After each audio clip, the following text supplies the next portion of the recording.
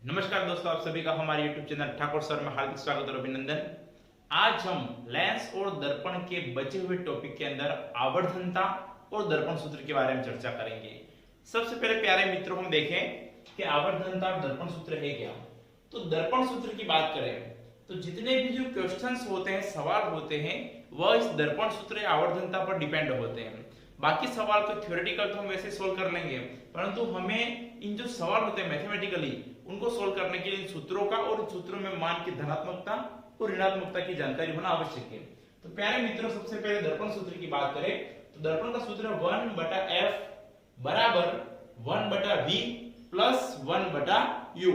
यहाँ पर f क्या है, तो f जो है वो है फोकस दूरी और u जो है वह बिंब की दर्पण से दूरी, और v जो होगा वो क्या होगा, प्रतिबिंब जो होगा। बिंब का तो हो गया u और प्रतिबिंब की ध्रुव से जो दूरी होती है उसको हम v से लिखते हैं। हमें ध्यान देना है कि सूत्र के अंदर 1/v और 1/u के बीच में हमेशा धनात्मक चिन्ह का उपयोग करेंगे। किसके लिए? दर्पण के लिए। तो दर्पण सूत्र क्या हो गया, एक बार फिर आप गौर कीजिएगा। 1/f बराबर 1/v प्लस 1/u। तो ये इसके बाद में सेकंड पॉइंट है आवर्धनता। आवर्धनता वैसे परिभाषा के रूप में देखिए तो आवर्धनता होता है प्रतिबिंब की साइज और बिंब की साइज दोनों का जो तुलनात्मक रूप से जो होता है, कितना विवर्धित करता है, कितना बड़ा बताता है, वही उसकी कहलाती है आवर्धनता। तो आवर्धनता के लिए सूत्र होता है, इसको m से प्रदर्शित करते हैं। तो m बराबर h डैश बटा h बराबर प्रतिबिंब की ऊंचाई बटे बिंब की ऊंचाई।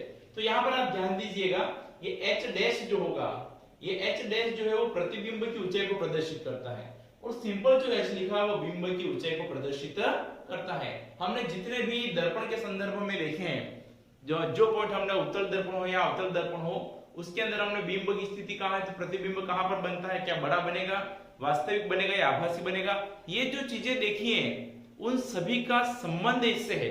तो यहाँ ध्यान दीजिएगा, तो एक तरफ तो है बिंब की ऊंचाई बटा प्रतिबिंब, प्रतिबिंब की ऊंचाई बटा बिंब की ऊंचाई होगी। और इसका दूसरा सूत्र हो सकता है, यदि मान लीजिए h डैश बिंब और प्रतिबिंब की ऊंचाई नहीं दे रखी, फिर भी हमें सवाल सोल्व करना है, सिग्निफिकेंस की मैग्निफिकेंस जो होगा इसका m निकालना है। तो m बराबर h डैश बटा h की जगह पे हम चाहें तो -v बटा u भी उपयोग कर सकते हैं।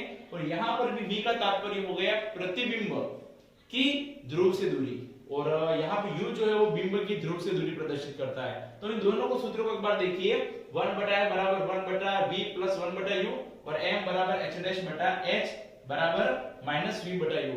दोनों सूत्रों का उपयोग करके हम चाहे उन सवालों का समाधान कर सकते हैं। इसके लिए हमें तीन नियम ऐसे हैं जिनकी जानकारी होनी चाहिए, वो आपके सामने प्रदर्शित करते हैं। आप एक बार इसको नोट डाउन कीजिए कॉपी में। दोस्तों, हम नियमों की चर्चा करेंगे, तो नियमों के बारे में देखें तो तीन नियम ऐसे जिनकी जानकारी हमें होनी चाहिए। पहला नियम ये कहता है कि बिंब की ऊंचाई हमेशा धनात्मक लेनी है। हम सभी को पता है कि चाहे अवतल दर्पण ले या उत्तल दर्पण ले, तो बिंब हमेशा हम सीधा लेते हैं। और हमने जो चिन्ह परिपाटी पढ़ी, जो इससे पहले की वीडियो में चिन्ह परिपाटी के नियम पढ़े थे, उसके अनुसार हम देखें तो जो भी इस मुख्य अक्ष के ऊपर की तरफ होता है उसका मान हमेशा धनात्मक होता है। तो बिंब तो हमेशा हमें सीधा ही लेना पड़ता है, तो इस वजह से बिंब का मान जो होगा वह हमेशा धनात्मक होगा।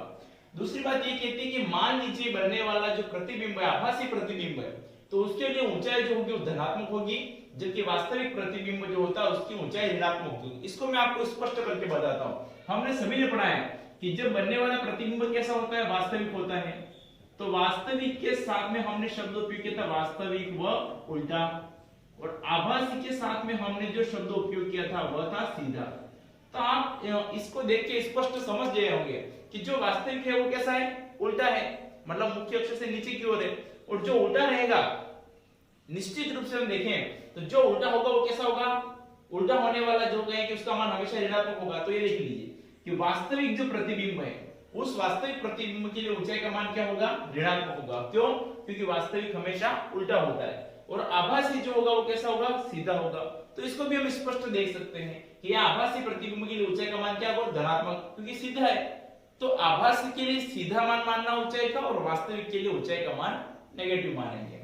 उसके बाद में आवर्धनता का मान लीजिए हमने सवाल m बराबर h डैश बटा h या -v बटा u से सॉल्व कर लिया, और सवाल सोल्व करने के बाद में आपका उत्तर धनात्मक आता है कि ऋणात्मक आता है, उससे भी हम प्रतिबिंब की स्थिति को स्पष्ट कर सकते हैं। तो हमारे आवर्धनता के मान में यदि ऋणात्मक आ रहा है आंसर नेगेटिव जो होता है उसके अंदर हमें प्राप्त हो रहा है, तो उस स्थिति में हम कह सकते हैं कि जो बनने वाला प्रतिबिंब कैसा होगा, वास्तविक हो रहा है। यदि आपने सूत्र m बराबर माइनस h डैश बटा h या सॉरी h डैश बटा h और माइनस v बटा u, तो हम m बराबर h डैश बटा h बराबर माइनस v बटा u का उपयोग कर रहे हैं, और इसको उपयोग करने के बाद में यदि मान लीजिए जो आंसर निकल रहा है वह इस माइनस वैल्यू के अंदर आ रहा है, नेगेटिव वैल्यू में, तो हम कह सकते हैं कि बनने वाला जो प्रतिबिंब वास्तविक बनता है।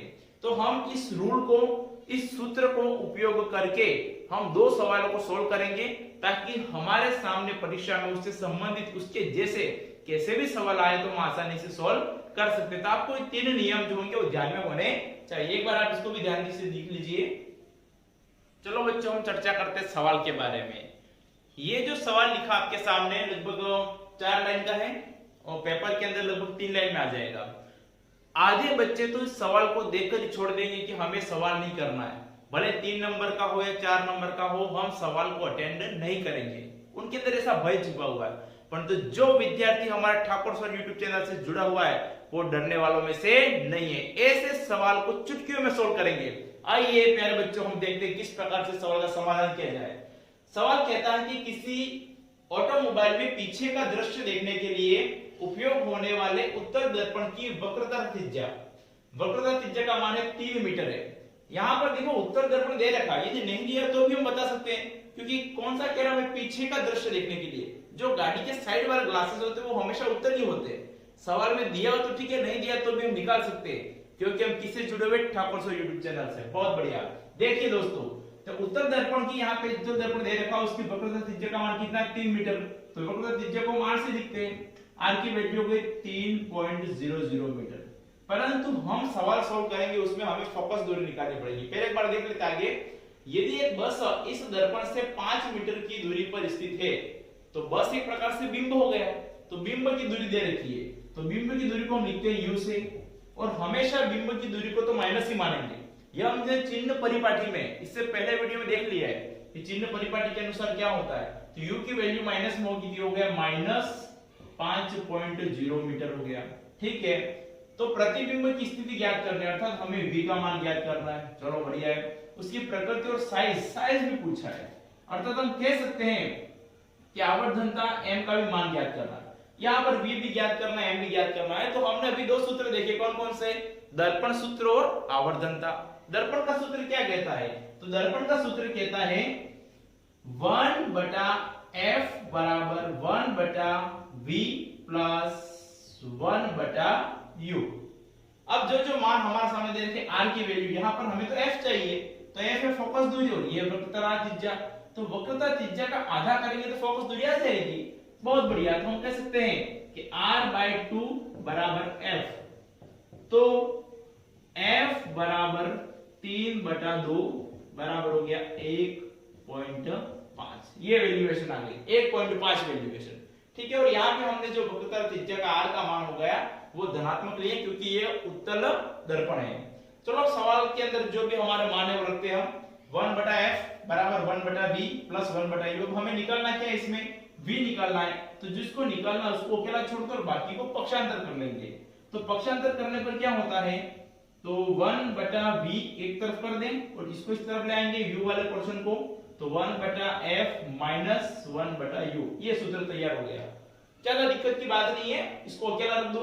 ये उसके पक्ष में, तो इसको पक्षांतर किस तरफ ले आओ, क्यों लाए, क्योंकि जिसका मान निकलना उसको एक तरफ ही रखना पड़ेगा, तभी मान निकलने वाला है। ठीक है, अब सॉल्व कीजिए आगे। अब इसको सॉल्व करेंगे तो 1/v की जगह तो 1/v रहेगा। f की वैल्यूएशन कितनी दे रखी है सवाल में, f का मान देखिए दोस्तों 1.5, तो 1/1.5। उसके बाद माइनस के चिन्ह माइनस हो गया, u का वैल्यू है -5, तो ये हो गया 1/-5। ये हम सोल्व करेंगे इस प्रकार से, 1 हो गया -5 हो गया। तो यहाँ पे ये भी वैल्यू माइनस में, ये भी माइनस में, तो दोनों प्लस में बदल जाएंगी। तो हम कह सकते हैं 1/v बराबर 1/1.5 माइनस माइनस प्लस और बटा 5 हो गया। अब यहाँ पे इस पॉइंट को हटाएंगे तो ऊपर लग जाएगा 0, तो 10 हो गया। तो 10/15 प्लस 1/5, दोनों का लघुत्तम लेंगे। लघुत्तम लेने का तरीका क्या है, तो ये 15 हो गया और ये 5 हो गया। अब यहाँ पे 5 का पारा लेंगे तो 5 3 हो गया, यहाँ पर ये 1 हो गया। 3 का पारा लिया तो 1 और 1, तो इन दोनों का मल्टीप्लाई करेंगे कितना आ जाएगा 15। तो हम कह सकते हैं लघुत्तम आ गया 15। दोनों का लसअप ले लेंगे लघुत्तम, तो मैंने 15 ले लिया। अब इसको सोल्व कैसे करेंगे, तो 15 का पारा पहले बोलेंगे, जब तक 15 नहीं आ जाए तो एक बार, और जो आंसर है उसका ऊपर की संख्या के साथ गुणा, तो 1 का 10 के साथ गुणा, तो ये हो गया 10 प्लस फिर 5 का पारा बोलेंगे, जब तक 15 नहीं आ जाए तो 5 किया 15, 3 हो गया, और जो संख्या आई 3 आया तो उसका ऊपर की संख्या के साथ गुणा, तो 3 में 1 का गुणा तो 3। अब इन दोनों का ऊपर का योग होगा, नीचे 15 का 15 हो जाएगा, तो 10 प्लस 3 बराबर 13/15। ये जो वैल्यू आई वो किसकी है 1/v की।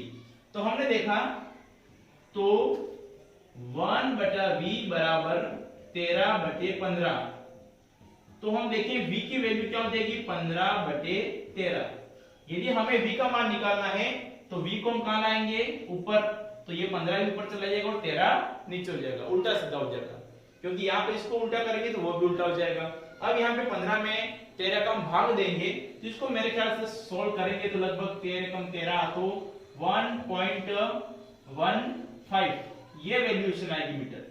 ये हो गया, प्लस में आंसर आ रहा है धनात्मक रूप से, तो 1.15 मीटर जो होगा डिस्टेंस हमारे लिए आया v की प्रतिबिंब की बिंब जो प्रतिबिंब बना है उसकी ध्रुव से दूरी, या हम कहें कि दर्पण से प्रतिबिंब की जो दूरी है उसका मान 1.15, पॉइंट के बाद की संख्या को हम अलग अलग बोलते हैं, तो 1.15 मीटर वैल्यूएशन आ गई। तो हमारे सामने जो दर्पण का सूत्र है उससे पहले वैल्यूएशन निकाली। अब हमें निकालना आवर्धनता m, तो पहले आप इसको भी नोट डाउन कीजिए, उसके बाद मैं आवर्धनता इसी पोर्शन में आपको बता देता हूं। चलिए बच्चे, हमारे सामने हम आगे देखते हैं, जो वैल्यूएशन दे रही थी हमने निकाली, और यहां पर हमने v निकाला है, r दिया था, f निकाल लिया, u तो दे रखा था, v का मान 1.15 हमने वैल्यूएशन निकाल ली है। अब आवर्धनता निकालनी है, तो आवर्धनता m बराबर h डैश बटा h बराबर माइनस v बटा u। अब v की वैल्यूएशन कितनी दे रही थी सवाल में, तो 1.15, और हमारे सामने u की वैल्यूएशन कितनी दे रही थी, तो माइनस 5.0। अब हमने यहाँ पे जो माइनस का निशान है, क्या सूत्र है, m बराबर h डैश बटा h बराबर माइनस v बटा u, तो जो माइनस का चिन्ह दे रखा था वह हमें वापस लगाना पड़ेगा। अब यहाँ पर भी वही बात हो गई, ये माइनस से माइनस कट गया, तो हमारे सामने वास्तविक मान कितना हो गया 1.15/5.0। अब इन दोनों को सोल्व करेंगे। अब जब इसका भाग दिया जाएगा तो देखो ऊपर की संख्या कितनी 1 में, 1 डिजिट में, और नीचे वाला 5 है, तो वैल्यूएशन हमेशा हम ध्यान रखने, यदि ऊपर वाली संख्या छोटी है तो 1 से कम ही आएगी। जब इसको सोल्व करेंगे हम तो इसका मान आएगा लगभग 0.23 मीटर। यहाँ पे ये जो मान आपके सामने प्राप्त हुआ 0.23 मीटर, 1 से कम है, अर्थात यहाँ पर जो बनने वाला प्रतिबिंब होगा वह विवर्धित होकर बड़ा नहीं होगा, बल्कि कैसा बनेगा, छोटा बनेगा। तो पहला तो हमारे सामने उसके बारे में आंसर आ गया, यह प्रतिबिंब कैसा बनेगा, छोटा हो गया। अब हम कहेंगे इसकी वैल्यू कैसी है, m का मान कैसा है, धनात्मक है ऋणात्मक, तो माइनस से माइनस कट गया था, तो ये तो धनात्मक आंसर आया। जब वैल्यूएशन धनात्मक आती है तो हम प्रतिबिंब को कैसा मानेंगे, आभासी और सीधा। तो हमने कह दिया बनने वाला प्रतिबिंब हो गया आभासी व सीधा। तो हमारे सामने सवाल में दो देखा था, उसकी स्थिति, तो स्थिति हमने बता दी ये वाला कि v जो होगा उसके आधार पर कि यह ध्रुव से जो होगा वो बनने वाला प्रतिबिंब 1.15 मीटर दूरी पे, तो हमारा पहला आंसर हो गया। प्रकृति कैसी होगी, तो ये प्रकृति की बात करते आभासी और सीधा हो गया। साइज कितनी है, तो साइज भी हमने दे दी 0.23 मीटर, और ये कैसा होगा, छोटा होगा। तो इस प्रकार से हम देखें तो किसी भी सवाल का आंसर निकाल सकते हैं। प्यारे मित्रों, अब आप खुद अभ्यास कीजिए, अपनी मर्जी से कुछ सवाल बनाइए और उन सवाल का समाधान कीजिए। मैं आपके लिए सवाल लेकर आ रहा हूं जो आपके सामने बोर्ड पर प्रदर्शित कर रहा हूं, आप उसे सोल्व करके कमेंट बॉक्स में उसका आंसर जरूर दीजिएगा। और दोस्तों, इस वीडियो की लिंक को अधिक से अधिक शेयर कीजिए, अपने स्टेटस पे भी रखिए, और साथ में वीडियो को लाइक और सब्सक्राइब जरूर कीजिए ताकि सभी इसका फायदा और लाभ उठा सके। देखिए प्यारे मित्रों, आपके लिए सवाल प्रस्तुत है। में ज्यादा कुछ हेरफेर नहीं किया मैंने, जो सवाल बोर्ड पे पहले लिखा हुआ था वही सवाल है, सिर्फ मैंने किया क्या है, यहाँ पर बस की जगह पे टेम्पो बना दिया है, और जो वक्रता त्रिज्या का मान वहां पे 3 था तो यहाँ पे 4 ले लिया है, और जो दर्पण से दूरी जो u की वैल्यू थी 5 थी, वहां पे मैंने 6 ले लिए। तो आपको यहाँ पर भी वही हमें दो सूत्रों का उपयोग करना पड़ेगा, एक तो होगा दर्पण सूत्र और एक होगा आवर्धनता। इन दोनों सूत्रों का उपयोग करके हमें 1 बटा एफ बराबर 1 बटा वी प्लस 1 बटा यू और आवर्धनता m बराबर h डैश बटा h बराबर माइनस v बटा u, इन दोनों सूत्रों का उपयोग करके हमें समाधान निकालना है और इसका उत्तर आपको कमेंट बॉक्स के अंदर अपने कमेंट के अंदर जरूर प्रस्तुत करना है। धन्यवाद। जय हिंद, जय भारत।